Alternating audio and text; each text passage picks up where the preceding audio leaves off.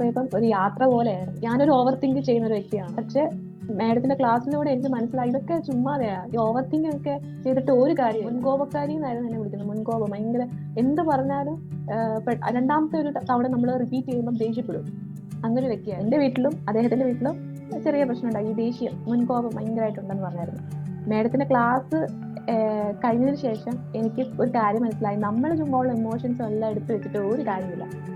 നമ്മള് അതൊക്കെ സത്യം അന്ന് പറഞ്ഞത് തന്നെ കള്ളത്തിന്. ഇതൊക്കെ ഓരോ വ്യക്തികൾക്കും ഓരോ ഇമോഷൻസ്, അതൊക്കെ കള്ളത്തില സത്യം പറഞ്ഞു.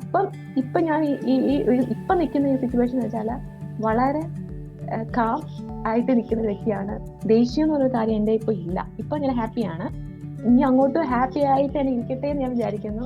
മാഡം പറഞ്ഞ ഓരോ ടൂൾസും കാര്യങ്ങളും ഇൻ കേസ് എനിക്ക് ഏതെങ്കിലും സിറ്റുവേഷനിൽ എനിക്കൊരു ബുദ്ധിമുട്ട് വരുമ്പോൾ ഞാൻ ഒന്നും കൂടി ആ വീഡിയോ കണ്ടിട്ട് ഞാൻ അത് ചെയ്യാൻ ശ്രമിക്കും. കാരണം ഇപ്പൊ എനിക്ക് ഓക്കെയാണ്. ഞാൻ ഓവർ തിങ്കിങ് ഇല്ല. ഇപ്പൊ എനിക്ക് പൂർണ്ണമായിട്ട് മാറി. എനിക്ക് അതേപോലെ ദേഷ്യവും പൂർണ്ണമായിട്ട് മാറിയിരിക്കുകയാണ്. ഞാനിപ്പോ സത്യം പറഞ്ഞാൽ ഭയങ്കര സന്തോഷവതിയാണ്. ഭയങ്കര ഹാപ്പിയാണ്. ഭയങ്കര ഹാപ്പിയാണ്.